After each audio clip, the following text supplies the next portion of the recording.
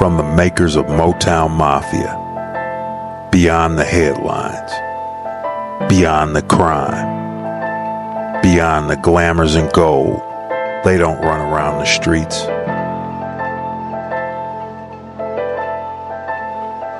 They run the streets. Beyond street dreams. Documentary coming soon to Amazon Prime, Tubi, and Pluto TV. Your podcast, Tyron Stevens, take one. What's happening, family? This is your man, CRB Jr. here at Big Boss Filmworks, the proud sponsor of Motown Mafia Podcast and, of course, our new station in the Black TV. We are honored and truly have a treat for you guys. We're going to give you some insights into a world often talked about but seldom documented. And we have with us today a legend in his craft. How are you today, Mr. Stevens? Tyron doing fine. How you doing, Courtney? Man, I'm good. I'm glad that we was able to link up. I guess we should give a shout out to our conduit, Ray Tatum. Yeah, Ray Tatum, yeah. Who linked us up together, man. Getting off zero. Getting off zero, that's a fact. Yeah. And you native Detroit, is that right? I'm native Detroit, born and raised. Born in Conant Garden, and raised in Southwest Detroit in Conant Garden. I went back and forth till I got 18, 19 years old. Okay.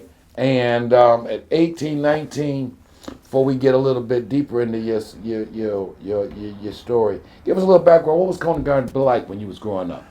Well, you know, I left there when I was 3 years old, but I went back every summer. So what it was like for me to go from Southwest Detroit to go over to Conant Garden when I was a kid.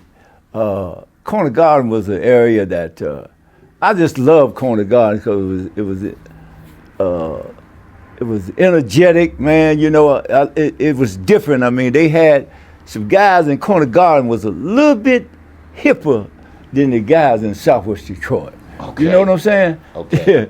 Yeah, and it was the far east side. It was far from Black Bottom and stuff, but a lot of people who came to Conant Garden was from Black Bottom and so forth. Because that was kind of a step up, right? Yeah, brick yeah, houses yeah. And things, right, in Conant Garden, more Black Bottom frame houses and things. So that's it. That was a kind of moving on up, as we might say back then, right? Yeah, as I understand, it's always been one of the first neighborhoods that they started. The blacks started buying houses. Okay. You know, buying houses. They was leasing houses before. Down in Black Bottom. Yes. In the valley. Mm-hmm. So you grow up in Conant Gardens. At 19, you catch a bad break. 17. 17, you catch a bad break. Yeah, I catch a case. Yeah. And you end up having to sit down for a hot second. Yeah, 23 months. So at this time, you ain't doing too much sophisticated. Would it be fair to say this was a knucklehead case you caught? I was a thug. You know, we were robbing white folks. Okay. You know what I mean? We would go in the white neighborhood and we would stick up bars when folks got paid. Okay. We stick up everybody in the bar. Yeah, I was just a kid, you know. I was 16 at the time. 16, right. You know, I was 16 years old, yeah. We're running with a bad crowd. Yeah. Or a good crowd, depending on how you look at it. With a bad, with a quarter line. So you got to sit down. At 17, you're 16, 17, you catch a case. Right. You have to sit down for how long? 23 months. 23 months. Yeah. Basically 2 years. Basically, almost 2 years. 30 months for being 2 years. 30 days for being 2 years. For being 2 years. Okay, when you get out, you get introduced to the world of the confidence game. When I get out, first I heard some things about the confidence game. And there was a gentleman that I had knew since in Conant Garden that I had been hearing about that, he was doing some clever things, you know what I mean? I said, boy, I sure like to get with him. Because there's short cons. Yeah. There's long cons. Right. And is it fair to say that most people are more familiar with your short cons or your short confidence? Yeah, but particularly at that time, most people, they call them flat-foot hustlers, Right. Yeah. And then again, for the audience out there, if you guys, it may be before some of your times, but anybody my age or older will remember Academy Award-winning movie with Robert Redford and Paul Newman called The Sting. Yeah. Which was maybe the seminum or most widely seen depiction of the confidence game. I would say so. It's a con man's picture. Just like The Godfather. For the gangster world. Yeah, right. That The Sting is the godfather for the confidence game. Yes, it is. Yeah. Okay, so you get schooled. You hear about some clever things going on and some guys who can figure out a way to get some money. Right. Now, confidence game is, by definition, it's a matter of confidence. You have to instill trust and belief in the people, right? Yes, right. And you first must have confidence in yourself. In order to have that confidence, somebody have to see confidence in you to believe the story. You know what I'm saying? So it's just not something everybody can do. Yeah. So it's confidence all the way around. Right. Yeah. And they introduce you initially, before we get deeper into it, to what you and the federal government would end up falling out over, which was your pigeon drop situation. Was that the first angle of the confidence world you got exposed to? Was this particular game known as the pigeon drop, or did you learn some other techniques first? Well, no, I learned the pigeon drop, but I came up from scratch with it. Started with scratch. You know, you got a lower side of the pigeon drop, you got a middle side, and you got a higher side. I had no imagination that I would end up, you know, on the higher side like I did. Yeah. Wow. Okay. So you get schooled and you work your way up from scratch. Yes. To the middle. Right. Then you guys take this pigeon drop game to another level. Yeah, level that nobody had never heard of. You know, white people was playing the pigeon drop in the 30s and 20s. That was their game. Okay. But they were getting, you know, like if $2,000-$3,000 were taken back then in the 20s and 30s, that's a whole lot of money. Well, that's like $100,000, $200,000 right. That's a lot of money. Yeah. So the white guys were doing it during the Depression, maybe even before the Depression. Right, exactly. Before and after. And now, of course, the thing with confidence is we were saying the white guy can do it because he's white and the mark is white. Right. Mm-hmm. So, well, at that time, you know, during the 20s and 30s, one reason why blacks weren't in the confidence game, by and large, dealing with white folks, because wasn't no white man gonna trust no black man enough for the black man to con him. Correct. Yeah, he wasn't gonna have a confidence, no faith in that. So you wasn't gonna be able to con him. And I say that because now we live in a world where there's plenty of black businessmen, plenty of black lawyers. We've had black presidents. The idea that in 1940, 1950, a white businessman being susceptible to a black guy coming to him with a scam or angle or a play or a deal might have been a stretch, right? Yeah. Because how was you even going to get to him? You couldn't. Right. At that time. So what made you guys kind of unique, you and your crew? You guys were some of the first guys from our community to bridge that gap? Well, here's my experience with that. Okay. One day, a friend of mine out of Atlanta, Georgia, he's deceased now, so I'm gonna mention his name, called Stalebread. Stalebread was, he's 7, 8 years older than I, but he was a hell of a confidence man, and he caught a white woman one time on a confidence game, and she had about $700,000-$800,000. At that time, we was getting like maybe $20,000 stain, you know, on a regular basis, $10,000, $15,000, $20,000 a week, you know, which was good money back in 1972. You saying $10,000, $15,000 a week? Yes. in 72. Yes, sir. That was a king's ransom. Yeah. Okay. So So that's 40,000 a month. You do basic inflation, it's like $400,000 a month in today's world. It's a ton of money. So that's the kind of money we was getting, and we riding around. So anyway, he called me to play the phone, to help him, in the confidence game he was playing. So I was the boss man. So he called me. I was the white Jew.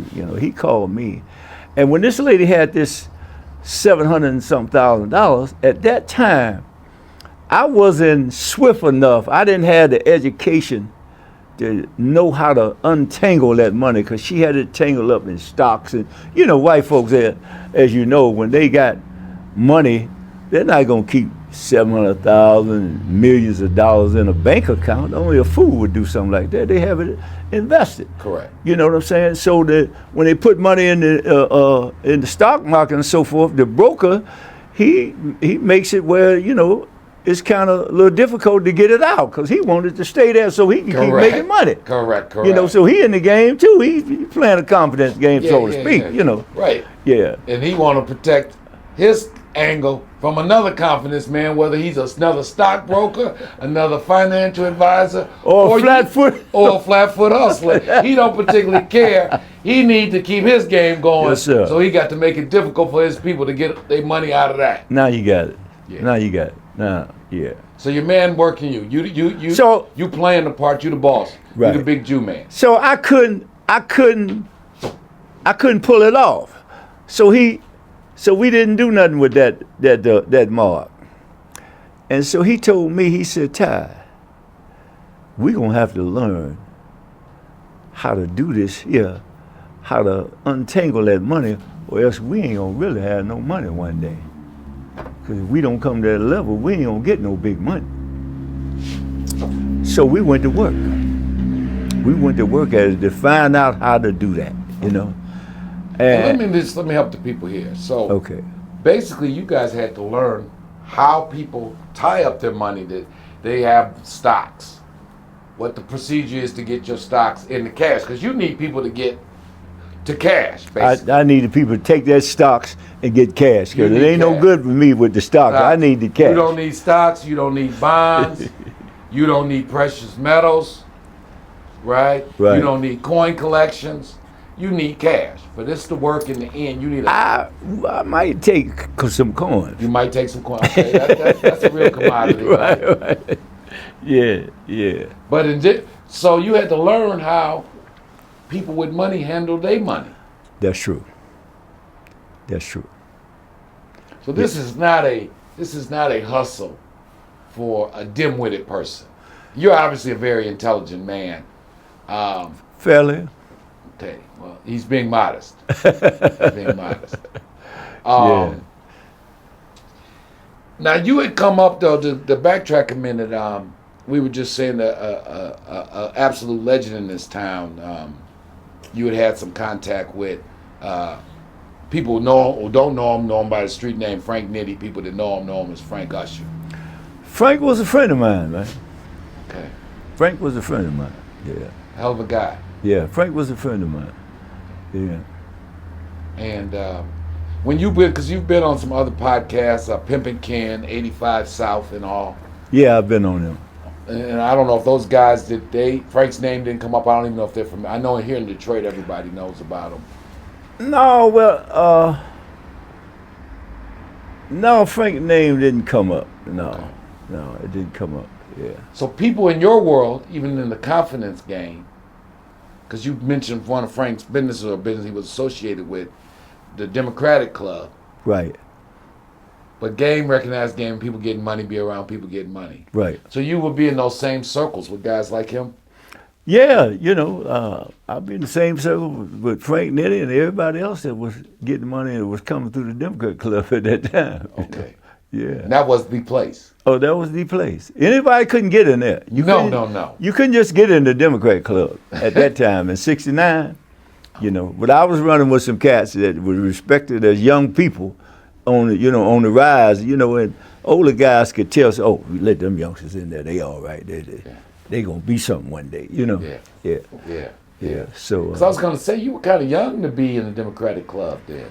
I was about 19 or 20, you know, because and there was some serious guys. but I was running with some cats. There was some real serious guys in there. I was running with some cats, man. You know, my man Ronnie Richardson. You know what I'm saying? Yeah. Whiteside. You know. Okay. So the guys you were running with had some real street, as they say no nowadays, question about it. some street cred. That's They what had I came from them guys with the game. You know what I mean? I came from them. They, you know, because like I said, I was just a thug. I came from them, you know. Yeah. Okay. Now this pigeon drop thing that you took, we were saying this is something you had to travel, so you went to different cities with this situation. We went all over the country. All over the country. Mm-hmm. What would you say you guys' biggest mark ever was? Let me see if I can say that. You Or know what what I'm is- saying? Okay, let me say, you guys will eventually catch a case. I mean, I'll help you out, right? Because we don't want to I don't wanna say nothing to incriminate we myself, want to you know. only deal with what's already been litigated. Yeah. and Okay. time- All right. time Okay. Let's served for. let's There deal we with go. that. Okay. So, let's deal with that. Your case would be Jones versus the United States government. Jones versus America. That's right. Okay, it was a 35 count indictment. 35 count indictment. You were telling us off camera you guys were hit with 35 counts. Again, About you got $3-4 million involved. It was taken. 3-4 million. Yeah. And what year was this?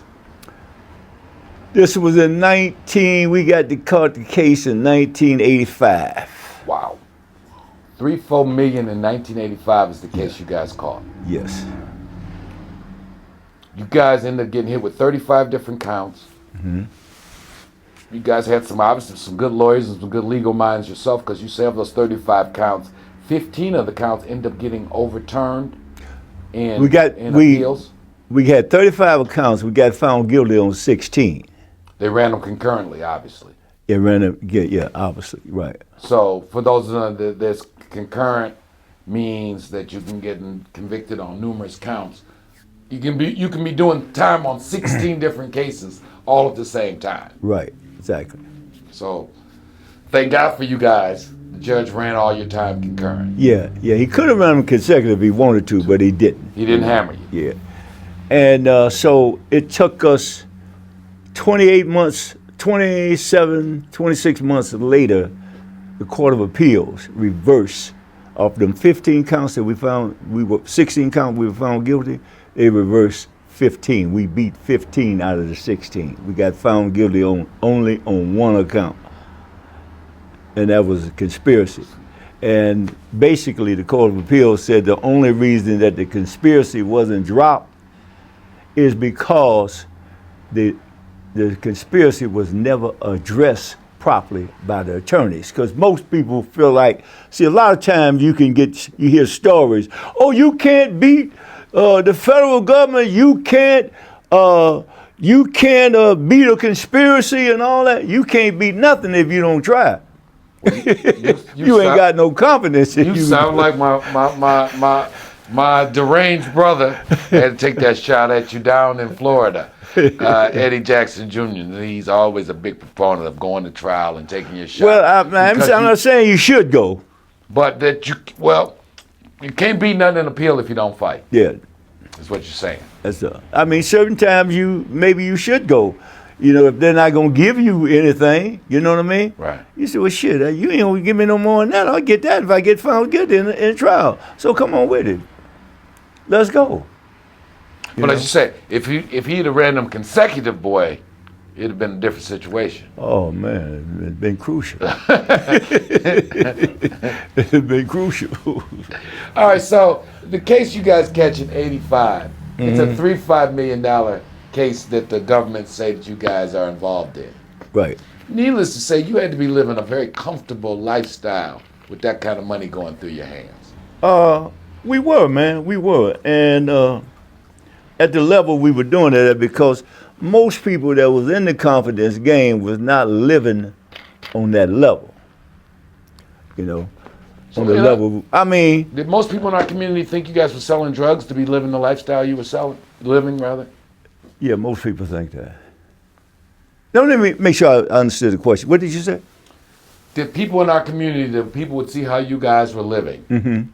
Would the assumption be you guys were involved in the narcotics trade? Oh, without a doubt. For you guys to be handling, because Without a doubt. at that point in '85, the numbers businesses started to wane, but even so that the only people in our community that was handling that kind of money, because athletes and entertainers weren't making that kind of money back then, That time, yes. were the people in the numbers, the policy business, or the narcotics trade. But you guys were not doing either. No, we weren't. But you were living the lifestyle that We were allowed living you the lifestyle. You know, we hung with those guys. We socialized with them, you know, and so so you forth. could keep up with them financially. Well, we didn't necessarily have the top money that the top kingpins were having, but we could go everywhere they went. There you go. Yeah. I mean, to give you an example of what I'm saying, in 1973 or 74, I'm living in a building in Hackensack, New Jersey. Okay. And me and another woman and a guy is the only black in the building. Now, they're on the penthouse. I'm on about the 12th floor. They're on the penthouse. And this lady got big diamonds on everything, and you know, and I got my hat cocked to the side. She looking at me, said, "This cold player here, I ain't even paying him no attention." You know, she looked at her. I said, "How you doing, baby?" She wouldn't even look my way, you know. And so I see this guy since '74. This guy driving a Benz in the parking lot, Mercedes-Benz. At that time in 1974 in New York City, you can count the people on one hand that had a Mercedes-Benz. For sure. On 74. That's a fact. 73 and 74. On one hand, in New York City. Okay? So this guy had a Benz and had Pennsylvania license plates on it. And he dressed just like he looked like a businessman, looked like an attorney. A banker or something. Yeah, a banker or something. And I thought he was a square. I mean, he fooled me. I'm a confidence man. He fooled me. Yeah. And so he passed it by. I said, "This guy's taking care of this girl." That's what I said. He's taking care of her. And one day I'm down in Harlem. Now, I know who this is where you about to go, but go ahead, tell the public. One side of the I street. connected the dots already. I know who it is, but go ahead. One side of the street, they got a place they call the Gold Lounge. This was the big time drug boys. At Yeah. other side of the street, it's where a lot of players and hustlers hang out, called Shalimar. Okay. You know, we wasn't getting kind of money that necessarily big kingpins was getting. Mm-hmm. They hung out over there at the Gold Lounge. So I come outside of Shalimar, and I'm in front of it, and people making a bunch of noise, and so I said, "What's going on, man?" They said, "Nicky Bonds is across the street." I knew. And I said, "Yeah." So I'm thinking I ain't never seen Nicky Bonds before. And then I look down the corner and I see a car parked, double parked, a Mercedes-Benz. I said, "Wait a minute. I know that car." I said, "I wonder if that car got Pennsylvania license plates on it." So I stepped out in the street to look at the license plate. Sure enough, Pennsylvania license plate. I said, "I be goddamn, that's Nicky Bonds." I said, "That's Nicky Bonds I've been passing every day and I didn't even know it." Nicky says in one of his interviews, he's just talking shit and he's talking his game. He said, "Man, I was riding Mercedes-Benz when y'all didn't even know what they was." He wasn't lying. And that's the truth. I'm telling you what I've seen. I ain't telling you what nobody I heard. I'm telling you what I've seen. He was driving Benzes in 73, 74. That's right. Wow. Yeah, so you've been around. So in that same period, me and you were having another conversation about opportunities lost. You said in 1975 you had a female friend that suggested you go to China and look for some business opportunities. Right. Man, listen. 75 this is. Somebody pulled your coat and said. 75. Nixon and Kissinger had just went over in China and got everything worked out to open up the doors for American businessmen in China to do business. Right.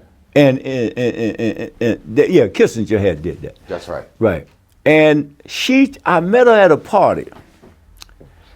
You were sitting over on Pontchartrain? And I was over, it was on Pontchartrain Street, I think it's in, what is that? Sherwood Park. Palmer Park. Yeah.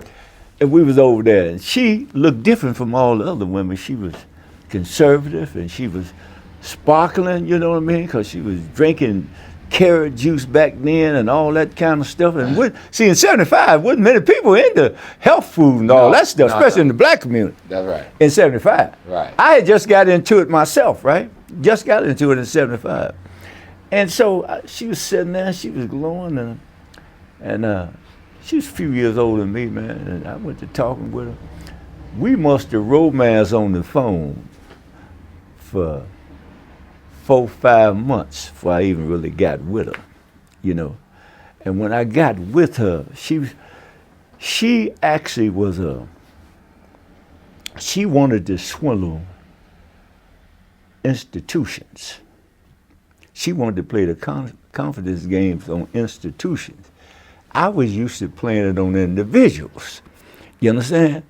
But she said, if I could get this dude to understand what I'm saying, we could get rich. Big money. She was talking about big money. You know, and she knew I had the heart to do it. Because a lot of guys, you know, a lot of blacks, when they get into, you know, be able to get a job and work in Wall Street and they the only black there, they scared to do anything. Mm-hmm. But she seen that, she said, this dude here, if I could get him, we could get rich. Because she knew all about the doors were opening up to do business in China and so forth. And she wanted to get me involved in it. Yeah. So, needless to say, she was pointing you in the right direction. Oh, no question about it. I just, you know, my mind was just, I just wasn't there at the time. Now, you do tell me, though, that 20 years later, in 95, you were in Taiwan. I went to Taiwan, correct. And you went to Taiwan to put together a gym shoe deal. So you've been a forward-thinking man for a long time. Yeah, I've been, yes, you could say that. So how did that all come about? What gets you, how do you in Taiwan trying to put together a gym shoe deal? Well, when I got out of prison in 89 and I got off parole in 90, that's when I was over in Taiwan. Mm-hmm. When I got off parole, I thought about it. I say, you know, people in 90 wasn't many people who had a gym shoe deal at that time. But you know, I thought about it. I said, well, everybody wearing gym shoes and stuff like that. You know what I'm saying? It was a guy from here, I think in about 91, 92, guy from Detroit, young cat. He had some kind of gym shoe deal he was doing, but this was a couple of years later. But some kind of way I put it together, man, you know, so I said, well, let's go to, I was one of them kind of guys, if you say, well, hey man, if we can go get some diamonds over in Africa, I said, well, how much it cost? well, if you got 15,000, we can get over and do it. I said, well, shit, I got that right here. I got that on my phone. Yeah. Let's go, you know. Yeah. So I went to Africa that same, about a year before that, I went to Africa for the first time, you know. I wanted to go to Africa. You know? So you've been a world traveler. You were telling me you've been to Asia, you've been to Taiwan. I've been to Asia, Australia, you know, Bangkok, Thailand, you know, I've been in Thailand, and, you know. And you're still traveling. You say you're about to go to Brazil? Yeah, I'm going to Brazil next month, God willing. Speaking of being forward thinking, you say you cross-cast another guy, speaking of apparel and things, Dapper Dan. Yeah, Dap is a friend of mine's, man. You know, and I know Dap too. Dap's a hell of a guy. Yeah. It's amazing how he's another one that went from the outside The right square now he is Mr. Inside. That's right. That's right. Which is, I think, a lesson our community can learn. That things you did in the past, they said you on the outs. Fast forward, now you're on the ends. Yes. Yeah. So before we wrap this up, though, we were joking off camera, not really joking, having a serious conversation. The skill sets that are needed to be a great salesman, like you are a natural born salesman.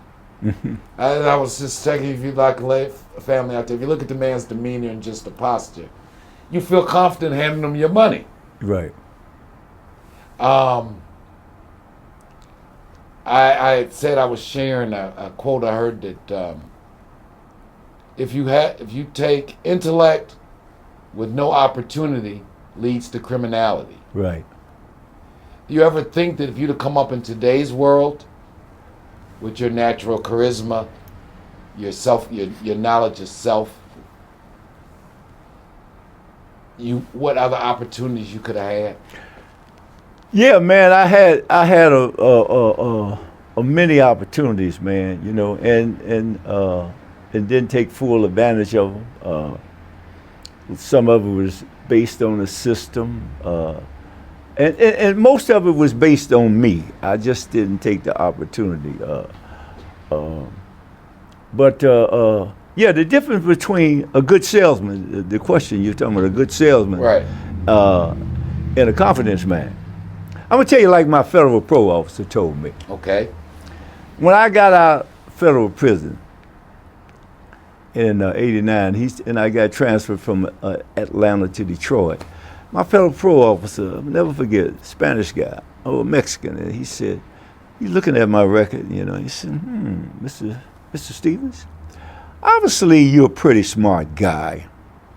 He said, but I'm gonna tell you something, they're gonna be looking at you if you go back to your old things, you know? And he said, but let me tell you the difference between a businessman and a crook. He said, a businessman will go so far to the gray area, then he's not gonna go past that because he know he doesn't have any protection then. You know, if he goes past that, it protect him all the way in the gray area. He said, but now a crook, he has no regards for the law. He's gonna go all the way. He don't care nothing about no gray area or nothing, you know. He said, but their ingenuity is the same, you know. Their inspiration and how they go about selling and all that, it's the same thing. The same thing. You know. Because the reason why salesmen have always been, and to this day, it's the most lucrative profession to be in, is because salesmen cause for money transfers, Right. transfers of wealth, Yes. which requires confidence. Right. I've got to get party A willing to depart with their cash to give it to party B. Right. A salesman is the person that is that conduit or tunnel. Yes. But it can't happen unless the person has confidence. That's right. That's right. And what I would say to the young people and people listening that interested in getting rich, get you something to sell. Get you something. Well, you know, the kids call what you guys were doing the confidence game, now they call it finessing. Yeah. We live in a time where people attempt to finesse. Yeah. You know, it'd be the same game, different word. Yeah. Different. Con game, confidence game, even though con game is the abbreviation for confidence. Yeah. Right. Which exactly. maybe the audience isn't aware of that. When you hear about the con game, con is just the short for confidence. Yeah, and it goes back to ancient Babylon. You know, the prostitution is the oldest game in the world. Right. That's number one, prostitution. Mm-hmm. Number two is the confidence game. It's a confidence game. That's it. Yeah, that's the second oldest game in the world. Because there was a smart guy in Babylon who saw a rich guy in Babylon, and he said, I bet I can talk to that guy and get him to give me his money. That's right. Because you know what? The fact that he's rich means he's got a little bit of greed in him. And greed always makes a man susceptible to be got. That's true. Because you were saying in your line of work, it's easier to get a rich man, obviously, to give you money than a poor man, right? Right. I mean, I'd jump over a fence at a rich man. You know what I'm saying? Because that guy that ain't got no money, he's holding on so tight. You know what I'm saying?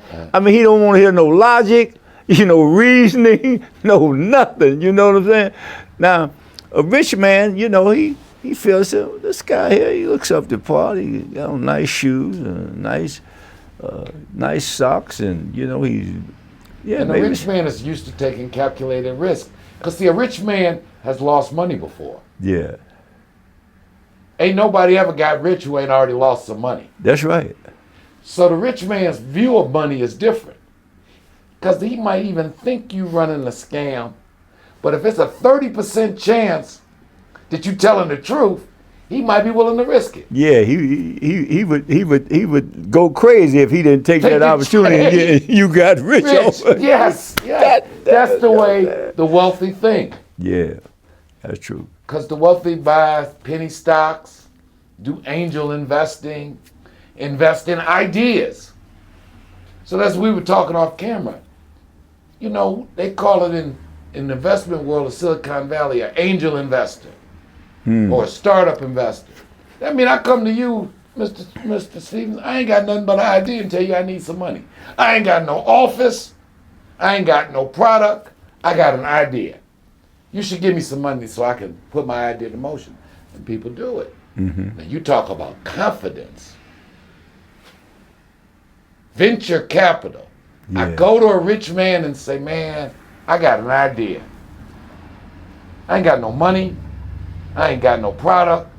But if I had some money, I could get the product made.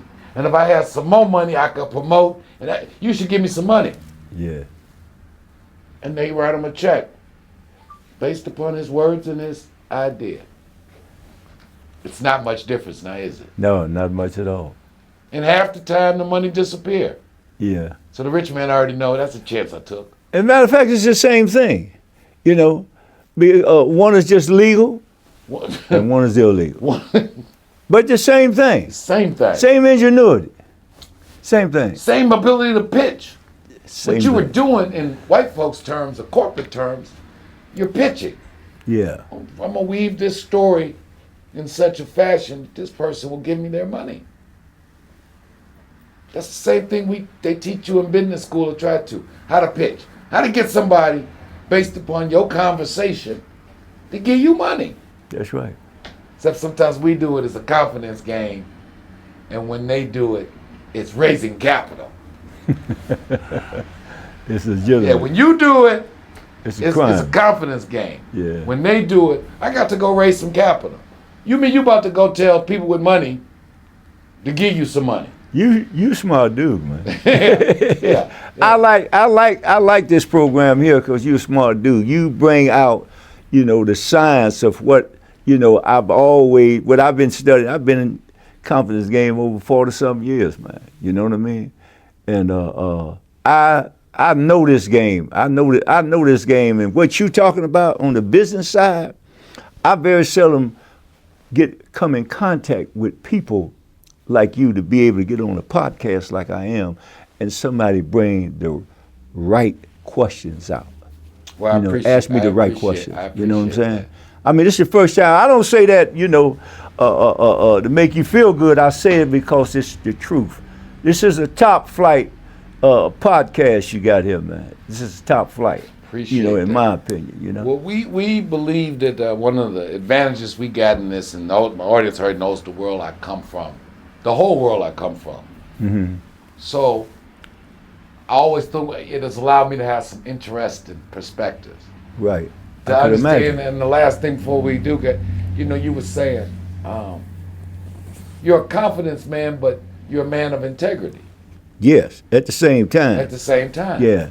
I may have been a criminal, my pops may have did, but these are men whose words, when they give you their word, It's bond. it's bond. Yeah. It's bond. If I say I'm gonna do something like me and you doing, like I know you, I play the confidence game when I go out with strangers. You know, Yeah. I'm going in the Democrat club and places around Detroit. I ain't got no pistol on me. Everybody in the joint got a pistol. That's right. You know what I'm saying? I ain't got none. You know, and they ain't worried about nobody messing with me because I ain't doing nothing. You know, now I had some gangster training, but I ain't no gangster. There you know go. what I'm saying? Yeah. You know, And your but I knew word- gangsters. And you knew gang. Yeah. And you knew in that word, your word mean everything, really. Hey, and I wasn't afraid to, like, some guys said, man, I see other confidence men, when they knew I was friends with Frank, you know, they'd be scared to deal with Frank. But see, I'm not scared to deal with a man that deal with integrity, because if you say, I'm scared to death of Frank to do something wrong to him. Yeah. You understand what I'm saying? Because I know what he'd do. Because if he do something wrong to me, I'm going to do the same thing. Yeah. You know what I'm saying? What I'm Yeah. saying? You know. Yeah. So we got along perfectly well. Yeah. You know. Me and Frank was friends till the day he died. Man, Yeah. I appreciate it. All right. Any passing words? Well, before we go, you have a podcast of your own that obviously you are a wealth of knowledge. You've seen the world at levels and from angles that very few have. Obviously, the good Lord has been good to you. You look great. Thank you. Turning Point podcast. Turning Point podcast. It's the podcast I'm just starting. I'm just kind of finding my way through here, but I plan on doing some great things with Turning Point podcast. Tyron Stevens. That's how you get it. Turning Point podcast. Tyron Stevens. Turning Point podcast. Tyron Stevens. We'll make sure, Brother Lou.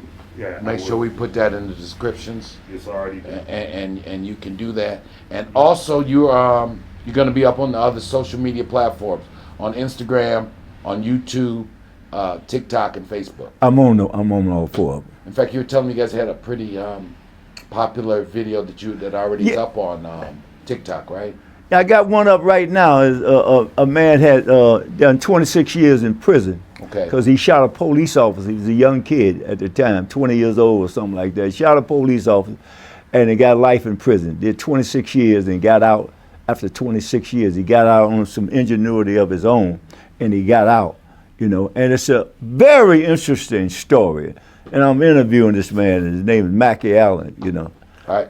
Check that out, family. Again, doing what we do here at Motown Mafia Podcast, a Big Boss Filmworks production. Make sure you guys are hitting that like, share, and subscribe button. Make sure you guys check out Turning Point, Tyron Stevens. Turning Point Podcast. Turning Point Podcast. Let's get it right now. Turning Point Podcast, Tyron Stevens, legend in the confidence game, Detroit legend, period.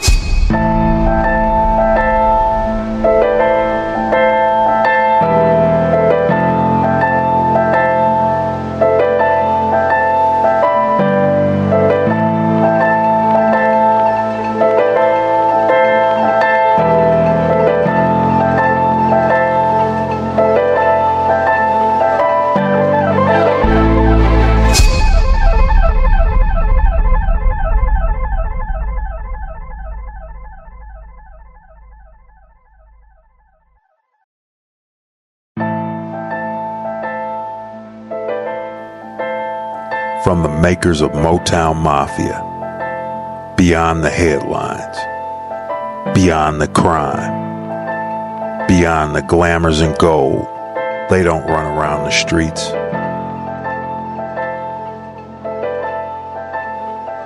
They run the streets. Beyond street dreams. Documentary coming soon to Amazon Prime, Tubi, and Pluto TV.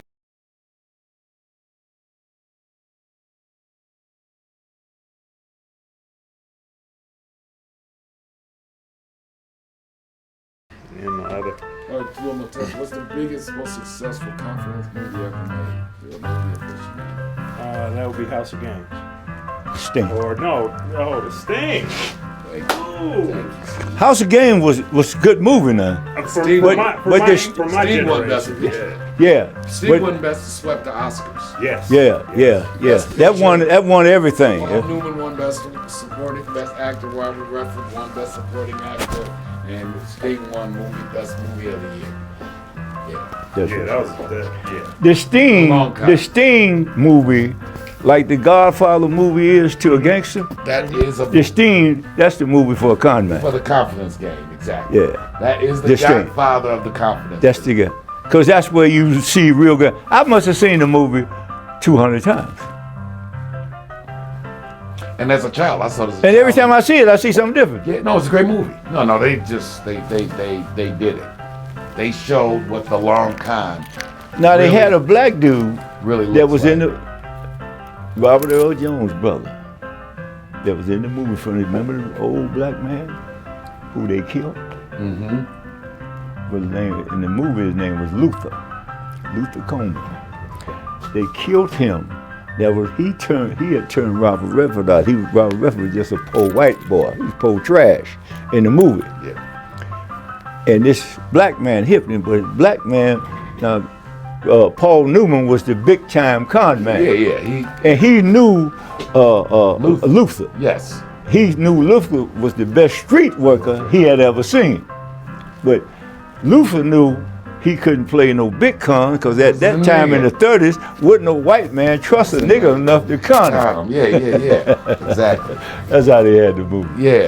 'Cause, Yeah. I know the That was whole- accurate. Yeah. Paul Newman knew Luther was a bad man. Yeah, but they went to real con men to get the information Yeah. to really make this movie. So They had to. Because it was too authentic. Oh, was no too way! It's no authentic. way nobody who didn't know it could have knew all that unless he talked to somebody. Because those are tricks and trades. You know what I'm saying? That you just don't know. You know what I'm saying? And Ken knew a guy. Pimpin' Ken knew a guy. He's from Milwaukee. He knew a guy that I knew in the joint that was older guy that was friends of his. And when he found out I knew this guy, he was, oh man, you know Sam? Me and Sam, you know, we talk all the time, you know, because Sam was a short, he was a flat foot, which is a short confidence player. He's a flat foot genius. You know what I mean? But when he come upstairs, he could never keep him not being high. You know. See, I've never been high playing the confidence game. I get high afterwards. Yeah. Trust me. I'm celebrating. Trust me, I get it. Trust me, I get it. Yeah. Exactly. Yeah. No, I need to be on my game to get my game right so I can go celebrate. Shit. You know, then I'm gonna celebrate now. Ain't no question about that. Yeah, now. yeah, Get yeah. Some Oh, no, party- champagne, some cocaine, some freaks Bros, and everything. that's right. Oh yeah, we're gonna have ourselves a dinner. We're gonna have ourselves a Roman holiday once the job done. Yeah, once the job done, we're gonna have a Roman holiday. But anyway, let's move on. Yeah, man. So what's your opinion at this point? Because you got a general idea of what, for me to ask you this question.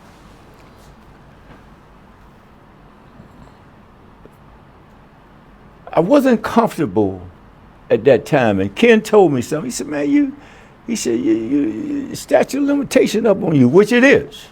You know what I'm saying? I'm not worried about that, but it's just the fact that for me to get on Channel 9 and tell the whole world, you know, white folks said, nigga, now we let you out of the penitentiary. You know, you didn't get too bad. You only got 3 years. We tried to give you 10, but you won some cases in the Court of Appeals. You got out. You know, they cut it down from 7 to 3. I did 28 months and got out of Milan. He was very familiar with Milan. Yeah. So I got out of there. And but me saying this here, and see, because if youngsters would look and just read, if they read, but see, white folks know niggas ain't gonna read. Majority. Because what he put with the judge's opinion is enough for the niggas to start playing white folks and get rich. Well, white folks play white folks every day and get rich. Yeah. I mean, we buy insurance. We do all kind of shit on promises that one day the people gonna do and say what they gonna do. We pay for funerals and burials years in advance. We give the insurance company our money, and we make a claim. Then the insurance company try to deny the claim, and we still play this game. We believe that progressive gonna do what they say. So what do you think? You think I could say this? I think I get it 100%. Let me tell you what I tell me and my friends and guys, my dad. You don't understand my question. I do, and this is using my response. Let's be clear, fellas. We all breaking the rules, because we all come up in a world and was raised that our thing was our thing, and we didn't talk about our thing with squares. We didn't make the world change. We didn't know one day it was going to be some shit called the internet. And we didn't know that one day all these squares was going to be fascinated by this gangster lifestyle. So let's be clear that we all breaking the rules. The Italians breaking the rules, the Irish breaking the rules, the Chinese niggas. Now we last as always to figure out the world change. We going to give them, my spin is always, some of the shit we done did going to go to the grave with all of us. See, We so can what's get some some things gonna still go to the grave. Yeah, okay. Everything ain't to be spoke Shit. about. All right. But we can give the square world want a peek into our world. Yeah. Let's give them a peek into our world. Because the difference between a good salesman and a good confidence man, boy, that's a hairline. That's a hairline. Man, You talk about some thin difference, boy. man, listen, you funny dude, man. You know what I'm saying? You really the funny, smart cat. Really, to be honest with you, Yeah. I like talking with you from the very start, from the time we talked. I like talking with you. Now we talked one time before, other than I don't know if you remember or not. It was during the time when they had was that the Super Bowl somewhere, and I think you were going to you had some people, and we talked for a second. Tatum was on the strand, and we talked for a split second, but you were busy with some people, and you made a statement, and you said something about, I said something, and you said, well, man, you said something, and I said to myself, I said, this dude pretty smart, you know. But what I mean by, I like the way the analogies that you use. I like that. I mean, you damn near, if I was sitting there talking with you, damn near sound like, you damn near sound like a confidence man yourself. I mean, you're sitting there talking. That's why you say it's a thin line between the shell. Yeah. Well, let me tell you what my fellow parole officer told me. He said this in another way. When I got out of Milan, I had 6 months parole. That's all I had left. And he said, look, I got transferred from Atlanta to Detroit. And he said, well, he was a Mexican dude. He said, Mr. Stevens, let me tell you something. I'm looking at your file. Obviously, you're pretty smart. He said, but they're going to be watching you. He said, well, let me tell you the difference between a businessman and a crook. That's what the parole officer said. He said, now a businessman will go all the way to the gray area and he will stop. He said a crook have no regards for the gray area. He going all the motherfucking way. He said, but that's a great analogy. He said their ingenuity are the same. Yes. Yeah. Because I'm a good businessman, a good salesman. A good salesman, if I'm selling expensive things, it's based in the end, it's on confidence. You don't know about this jewelry. I know. I got to instill enough confidence in you, into me, that you will give me $100,000, $200,000 for some jewelry or some gold or whatever based upon the faith you have in me, because you don't know. You don't know about diamonds. You don't know about jewelry.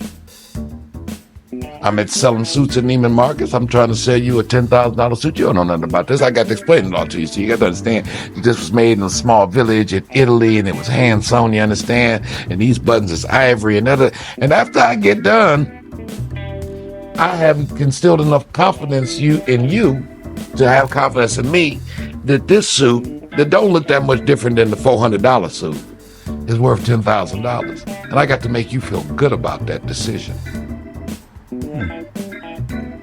I got to make you feel so good about it, you'll go defend, you'll repeat what I said to somebody else when they question your judgment about the confidence you had in me. Thing is, what the parole officer, only thing I'd have said to your parole officer is, now the difference between the businessman and the con man is, the businessman has identified the cons he can do under the law. He's just a little bit clever. I don't even know if it's a distinction between gray area, right? Because the Ponzi scheme is fine until I run out of new people. In fact, it doesn't become a Ponzi scheme until I run out of new people to keep the Ponzi scheme going. Yeah, to pay it off, yeah. Right? Mm-hmm. And you don't know how many businesses are really Ponzi scheme, or the Ponzi scheme bought them enough time to hit a lick to clear up everybody. And sometime when I don't hit a lick to clean up the Ponzi scheme, the businessman calls it bankruptcy. I've taken all these people's money, told them that we were investing in an oil well in Texas. You motherfuckers live in New York, Connecticut, Atlanta. They don't know what the fuck I'm talking about. It's an oil well in Texas. You should give me some money, because we're going to drill for oil. And they gave me all this money, but I've incorporated.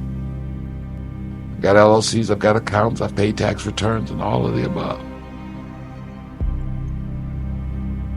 Don't nobody ever seen no, ain't no one seen no oil. In fact, I'm telling you, we're drilling for oil. I'm getting your money based upon not even oil that we found. I'm getting your money on the belief that I'm telling you, experts say is oil in the ground over there in Fort Worth, and we gonna drill. We need money for equipment, and we gonna all hit this lick when we strike oil, and we gonna split up the money. And then after 5 years, I done collected $25 million. We still ain't struck oil. Guess my geologist was wrong. Because now it's time to file bankruptcy. And in the meantime, over the last 5 years, I've paid myself a $3 million a year salary. I'm the president of the company. I deserve a salary, right? So I raised $25 million in investments. I decided to pay myself $3 million a year, and you was my man, and you my vice president. So we took $15 million in salaries. The other 12, we honestly did. Fuck around. Long time. We bought equipment. We hired a geologist from the University of Texas. And we did right with half the money to cover myself. And then, when it's all said and done, we got to file bankruptcy. We ain't got no more money. We can't get no more investors. Investors write the shit off on their taxes. I file bankruptcy, sell whatever equipment we got in liquidation, and everybody walk away. The white man do that long con every day, all over the planet. And hides behind bankruptcy laws to say all the people that I owe, I ain't got to pay. And I didn't coerce them or trick them into giving me my money. Just told them I was trying to do something. Excellent analogy, man. Oh, yeah. Excellent analogy you just made. And like I said, when Trump was in office, I come up, I said to myself, they was talking about Trump. I should write a book about the pigeon droppers in the White House, because he was playing the pigeon drop from the White House. You understand what I'm saying? You know, he was playing with all the insurance companies, all the, you know, who want to change their rules and the benefit of them. You understand what I'm saying? And he'll get Congress. You understand what I'm saying? Call a couple of buddies, pass that fucking law. You know. You understand what I'm saying? But he the first honest crook to tell the people, no, I don't pay no taxes. And why the fuck you pay any taxes? Because you ain't took the time to learn how not to pay them. I ain't did shit wrong. The law say if I structure my shit this, that, and the way I can make all kind of money, lose money, borrow more money, and don't pay nobody back, and I do that. Because that's the law. I've done nothing wrong.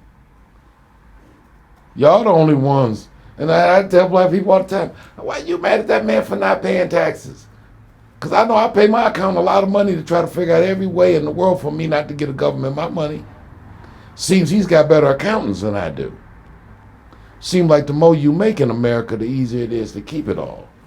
And the less you make, the more they take from you. So with all that said, I think, yeah, we don't have to go into, because, hey, I like the fact that, well, you said it. We give a peek into it. We give a peek into it. Yeah, I mean, I understood it all the way. And true enough,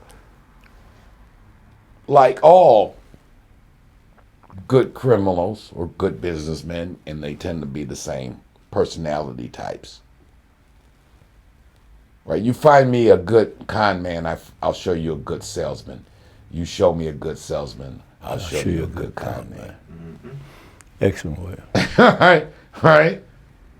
It's a way, because there's some things about understanding human nature, things that I'll describe, the things that make a good salesperson. Instinctively being able to read people, understanding human nature, understanding appearances and look, understanding if I look like money,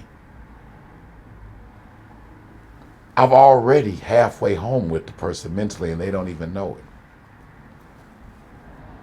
You look like you dress like I'm supposed to give you money. You look like somebody I should give my money to. You carry yourself, you're sitting like a man who's comfortable with money and authority, and so therefore, body posture, all these little things that are subtle but so important. You can tell a motherfucker who ain't used to never having nothing. You can. How he talk, how he look, how he, not just like, you can, I could put you in some sweatpants and gym shoes and a hoodie, but if you sitting like you sitting, I see through what you wearing. Your posture gonna tell me more than your apparel. All these little things that a good salesperson or a good con man. Good con man, before you can be dressed like a bum and I'll talk to you for 5 minutes and be like, no, nigga, you got money. I don't care what that hoopty you pulled up in or whatever you wearing. I done listened to you and I done seen, because you can't change your body. Yeah, you can't hide that. You can't hide that. No, you can't hide that. You understand? Let me tell you, that's some funny shit you just said. I mean, like, it's more difficult to play the confidence game on somebody that has short money than somebody that have a whole heap of money. Yeah. Somebody with a whole heap of money, is easier to play them because, first of all, they don't think you would ever come with that street game. You would never come to them with that because they don't hear that every day. Because the street player, he not gonna go with that guy. It's gonna be it. First of all, you can't even get in my company to con me, nigga.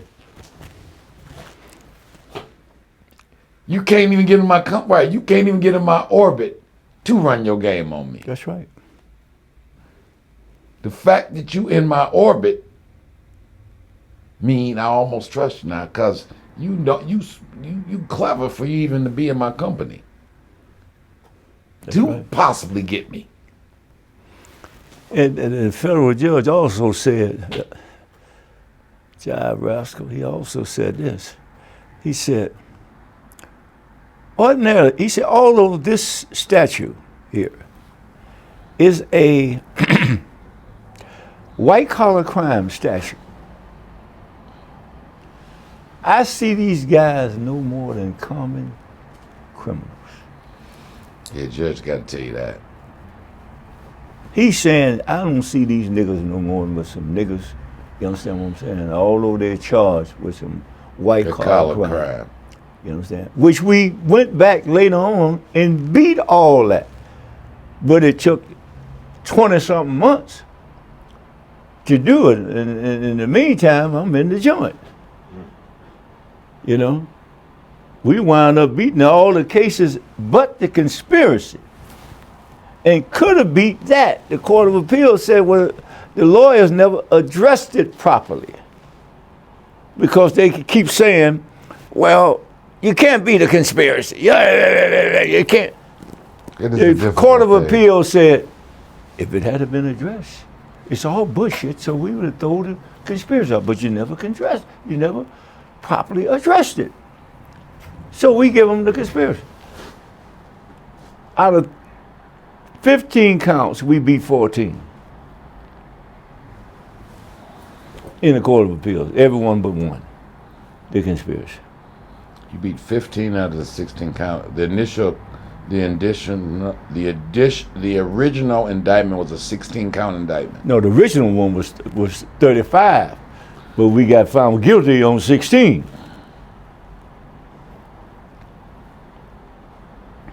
You guys got 15 of them dismissed or overturned. In the Court of Appeals. Overturned in the court.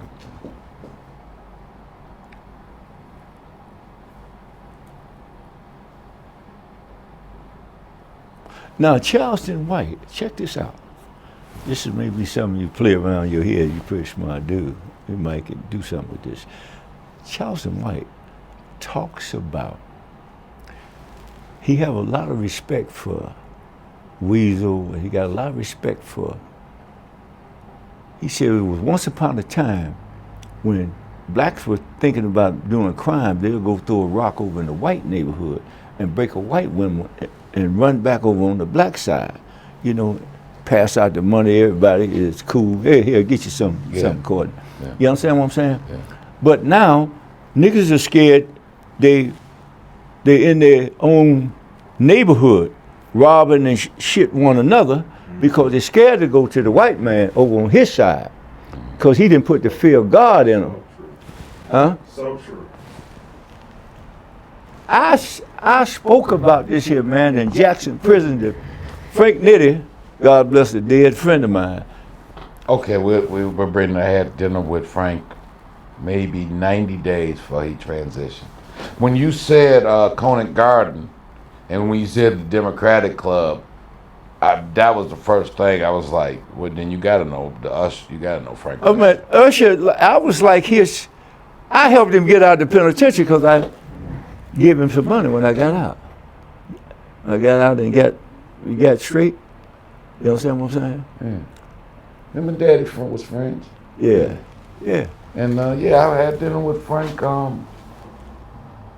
90 days before he passed.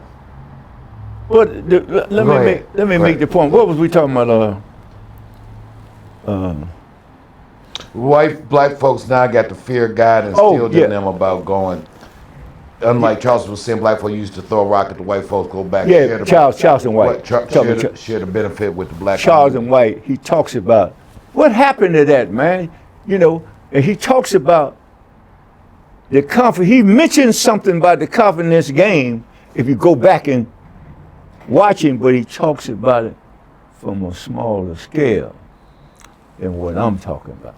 Oh no, you guys took but he still talks about it. Yeah. Because he knew it's a whole lot of dudes over there in Fort Worth and Texas.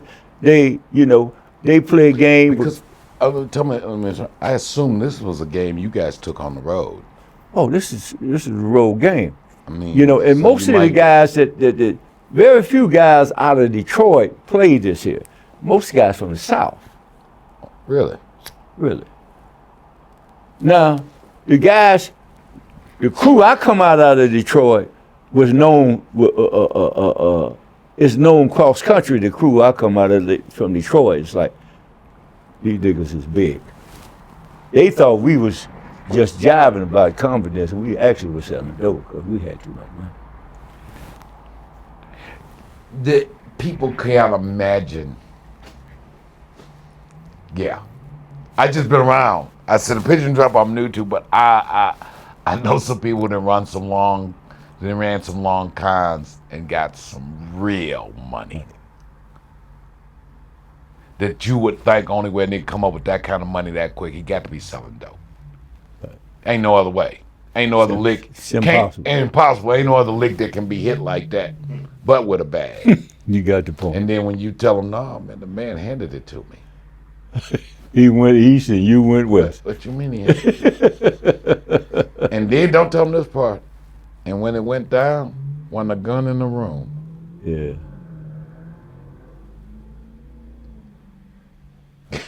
It's beyond.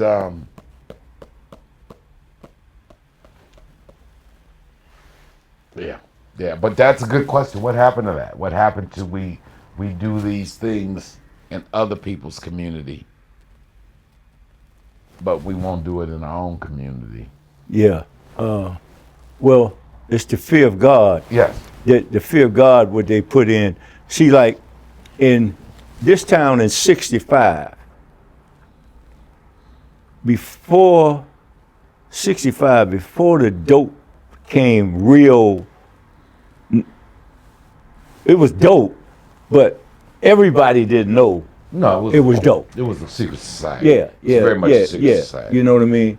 So, and people who were robbing, they went out in white folks' area and robbed a loan officer, A&P. You know, they didn't. So, Judge Gillis and them in Detroit, they say, well, we get these niggas 30 to 40 for robbery, 50 to 60, you know. Because I come along in '66, I was robbing. I got waiver from juvenile to adult court, you know, at 16 in '65, you know. And they started giving niggas 25 to 30, Judge Gillis and Geraldine Ford. Oh, Geraldine, I ain't gonna judge. Yeah, you know what I'm saying? They started giving niggas big time. So now, Ford, haven't you? Who was that now? Judge Geraldine Ford. I have heard of Geraldine. Geraldine give a nigga, tell a nigga go count how many cars drive by, and that's how many years you got.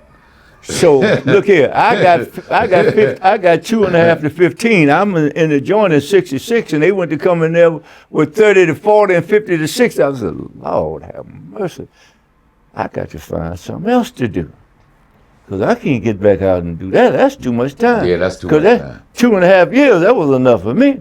Yeah. So, but the point I'm making, so when I get out, in November 19th, 1967, I walk into Southwest Detroit, down there River Rouge East Coast in Southwest Detroit. I walk up to the pool room on Visitor Road, and I go in the pool room, and niggas is whispering to niggas. And they handing something. I can't see what they handing. And I'm shooting pool. Nigga say, hey, Ty, you home, man? And the nigga called me back in the back. He said, hey, Ty, come here. He took a capsule, a heroin, penny cap. He said, hold your hand out like that. I held my hand out like that. He put some white powder. He said, now sniff that like that. And I turned and gave him my back.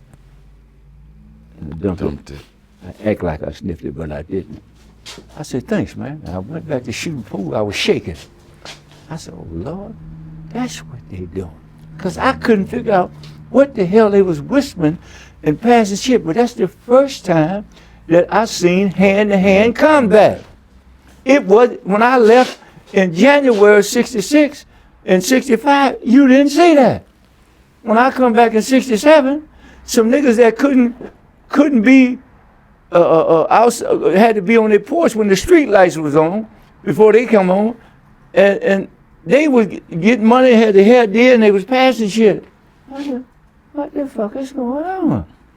You know what I'm saying? But I had a brother die when I was in there of overdose of dope, I was telling you earlier. So that shot me away from using heroin until they tricked me like with the coke, you know. But What else I'm saying? Well, I mean, I knew. Okay, yeah, I seen and know. You do heroin, you're gonna be a junkie. So you ain't never have to worry about me trying it.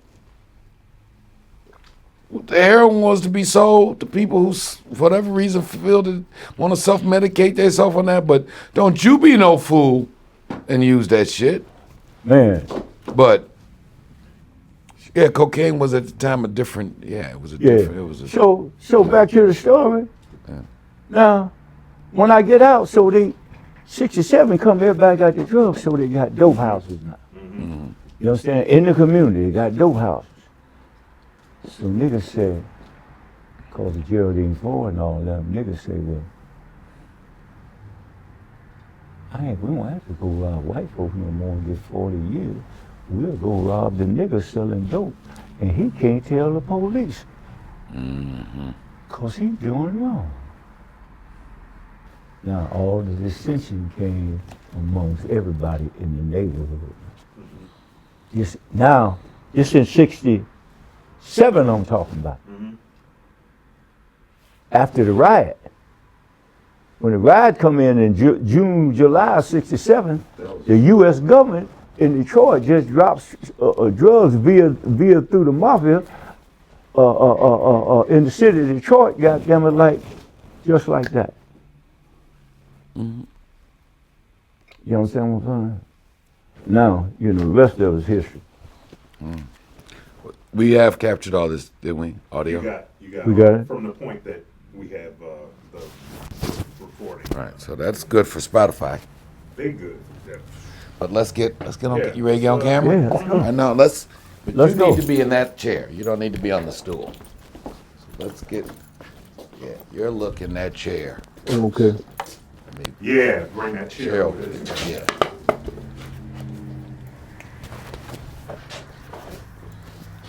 What do I get over here? Yeah. Yeah, I'm gonna put you in front of the Okay. lights.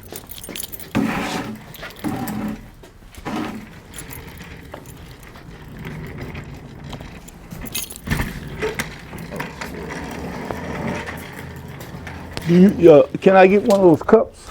Yes, sir. Okay.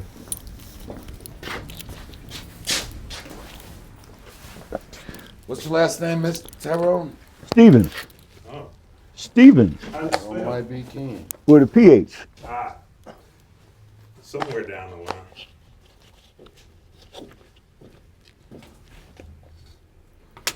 And I damn near feel like to be honest with you, I damn near feel like 100 pounds have been lifted off of me because I didn't have nobody to talk with to understand. Can I get this Oh. chair for you? Yeah. This. Thank you. Yeah. You understand what I'm saying? I mean, if I talk to go talk with a hustler that do that, he can't understand why I'm finna get on TV. Niggas, you crazy? Well, you gotta understand this thing we've been doing last year. These kind of guys, getting these kind of guys in front of cameras was not an easy thing. But then I hit them with this. We can't change the past, one. Two, it's history. One day, these people gonna tell all our stories with or without our permission. Don't we at least owe it to our community and to our families to let the story at least be one real version from us? I feel the same way, man. Because it's the Because truth. one day they gonna be talking about the company game. Oh, They're dropping it's everything. coming, it's all coming. Wait a minute. People just, because we don't look in windows.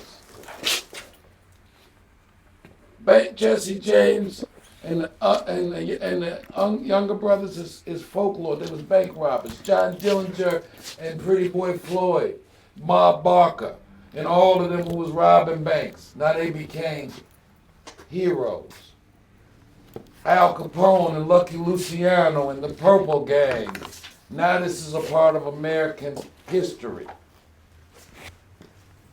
Finally, they come with the policy game, a little bit Hollywood, talk a little bit in the Cotton Club and hoodlums about the policy kings. And I got some friends that we want to maybe do a little bit deeper dive because we don't believe, we ain't really went into the numbers business and how it affected the black community. And the number man was the bank of the black community long before it was black banks.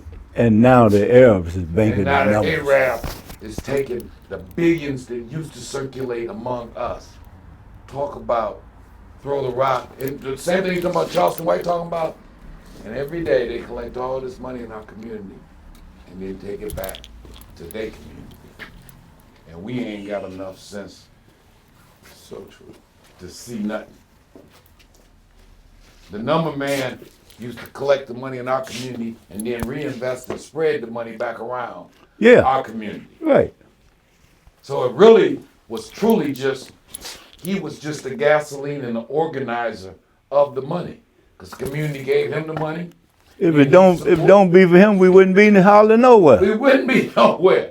It's only the truth. Without him, it wouldn't have happened. See, it wouldn't be no Diggs Funeral Home, wouldn't have been no Stinson, wouldn't have been no Swanson, but when wouldn't have been no McPhail, the Pie Funeral Home people, they lived down the street from us. I just come out of the Pie Funeral Home yesterday. The Pies, you know there's a big number of people. They grew up, they lived down the street from us in Southfield. The Parham family. Most of all the blacks who could get out the South, was the number of people, those people who else could get out there with them white folks. The Pie family, Wingate. Mick Wingate, come on, man. Ain't nobody in this town, square as you can be, the biggest square in this town got a Wingate story. We got that. Yeah. Because that's how much impact old man Wingate had, Bigfoot had on this town. Because who else you gonna get some money from? Listen. Joanne was out there in Vegas. I wanted to do a story. I'm doing a bit in Colorado, but I'm outside doing a bit with an ankle brace. I'm gonna write a story about Wingate. So I have Black Patty.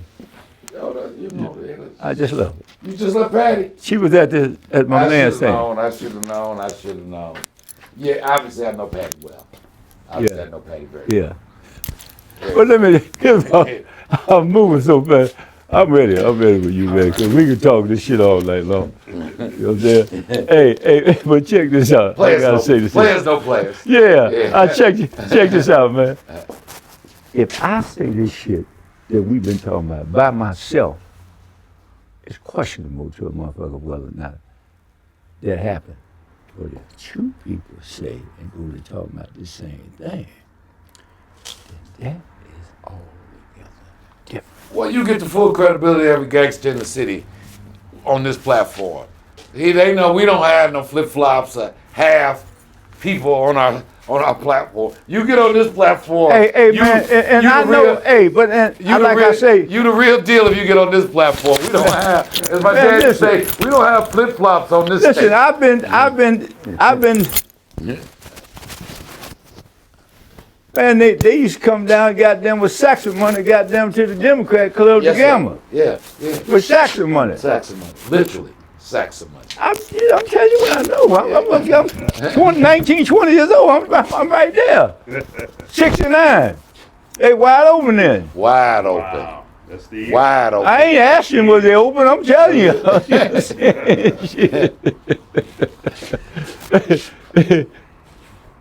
No. We don't have pretend people on our platform. They know you on this platform. You've been certified. You've been certified and qualified. Yeah. But I'm just saying, if two people talking about I know. Even it makes it. We do it. I go through it. I can tell Okay, stories I hear I've what told you a said. thousand times. I got you. Yeah. When I bring in the other people who lived it and did it with me, it brings a whole nother element to it.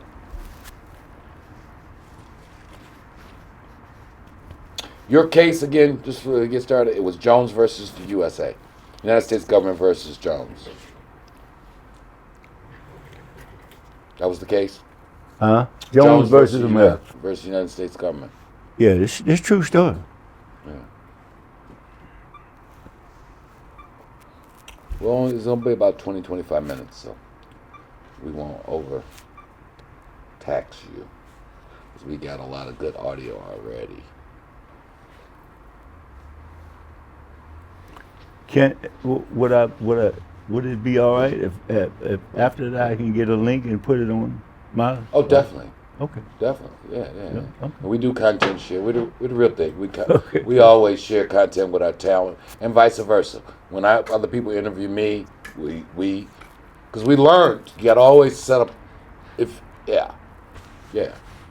It's a big world out there. We need to put it up on many platforms as possible. But I love it. This is an angle, and we've never had anybody from the confidence world speak. I'm very aware of it. And I'm from Detroit. And you're from Detroit. Born and raised. But you got schooled through this pigeon drop game. After I come out of prison for robbery, and I'm 19, I got schooled when I'm 19 years old from a guy that I've been knowing since I was 6 or 7. But this guy schooled you here or down south? Here. Here. I got here. But I got tightened up from a lot of people. I learned from a lot of people, and a lot of them happen to be from the South. But the first one was from him, and he got tightened from somebody from the South. They was a little more clever. Yeah, I mean, they had to play games to, stay alive with the white man. I don't know if you ever heard this. Intellect minus opportunity equals criminality. You can't not give a smart man opportunity, because if you don't give him opportunity, his intellect's going to demand him to do something, which then leads to criminality. Because you can't expect a smart man ain't gonna stay poor.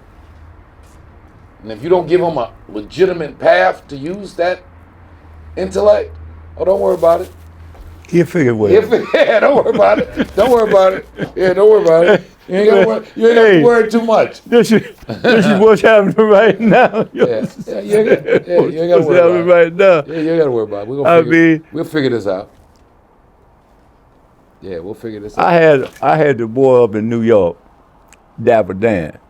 Wow, we was just friend of mine, Dapper Dan, right? Matter of fact, I know Dapper. They called me yesterday because they had somebody. I had to see if somebody want to get. They looking for somebody from Brazil for an apartment up there in Harlem, and they knew my friend had a woman own a brownstone up there. She was renting out, and I know Dap. Dap told me, I seen Dap come down in Atlanta. Told me, he said, man, white folks. He chose some people when I come in. He said, now you see the picture, you remember the picture of the Sting? And two young dudes, they said, yes, that's him. Yeah. Yeah. Now, yeah. But I hadn't been comfortable with that for the simple reason, when I was coming up and in my height, in my prime, if they knew you was a confidence man, they thought everything you said was a lie. I only told lies when I'm trying to get money. But I come from that world. You know what I'm saying? Other than that, I got integrity. You understand what I'm saying? Right. Yeah. That's a job. I tell lies. Listen, how could me and Frank be friends? Frank would come to me for mental stimulation. Man, what you think about? He don't fuck with me because I'm tough or nothing like that. He don't need to fuck with no nigga. He tough enough. Tough niggas. He needs some smart niggas to talk to. You understand? He needs some smart niggas to talk to. Yeah, I get it. Yeah, he don't need to go to no killer. No, that's some insight. That's just like they told him in The Godfather. He said, I don't need gangsters. I need some more lawyers. Lawyers. That's what he tells his nephew. That's right. We got enough of that. Yeah. That's just for popping them dope. We don't need your help selling dope. He told me go out to New York and learn how them white folks do what they do. We got that. We got a whole family and network to sell dope. We don't need your help with that. What we need help is figuring out how these white folks is moving this money and they running this business thing. Yeah. Dap said, man, white folks love criminals, man. They the best. When he told his story, man, they love that. me tell you something. I got more pushback. Only people, and I've said it all, only people who I get that black folks, y'all destroyed the community, you drug dealers, shit, be from us. My white friends, when I came out with that book, they went to talk about, my daddy was a accountant for the Purple Gang. Oh, my granddaddy, we ran all the speakeasies down in Wyandotte. We was, uncle and them, grandpapa and them was bringing the booze across the, because they know. You got to do in America. It's a common story among every ethnic group. The ethnic group was on the outs. They had to do what they had to do to get in. To get them a piece of the pie. To get a pie. The Polish know it. The Italians know it. The Irish know it. Lord know the Jew most sympathetic. Because he didn't have to do it. He didn't, bro. Ain't no bigger gangster that people don't truth be told. The Jew the one taught the Italian how to be a gangster. Yeah, the Jew taught the Italian how to be a gangster. Yeah. Yeah. If the truth be told, the Jew taught the Italian how to really be a gangster. That's right. Then he taught the Italian how after you get the money being a gangster, this is how you clean up the money. And he understood 2 generations from now, they ain't gonna even remember where the money came from. They don't care where the money came from. You know as I do, don't nobody care where you get the money from. In America, we care about whether you got money or don't. America just judge you and treat you on how you, either you got money and I treat you nice, and there's nice things we can do. Or you ain't got no money and I treat you bad and it ain't nothing we can do. Because I really don't care how you got it. Because if you knew how I got mine, the whitey low, if you knew what I did to get mine, it'd make you blush. You pimp out 50 broads. I pimp out countries. Right, I pimp out entire cultures and countries. And you niggas think you done did something slick because you got 20 broads working. And I got 2 million broads working for me. Every day. Every day. They don't ever sleep. Don't ever sleep. Let's talk about criminals. All right, you about ready? Yeah. Yes, sir. All right, let's get the time.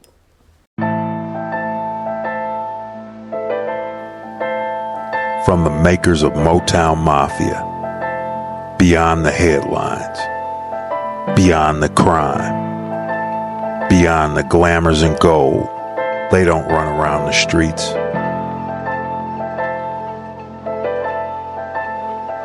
They run the streets.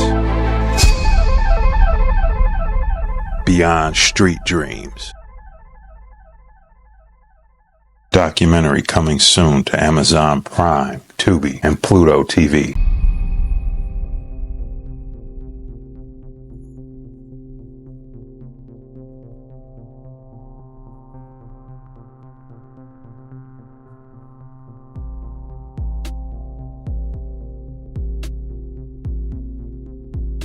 (1973). The Detroit Free Press's front page proclaims, "Dope kingpins get away with it."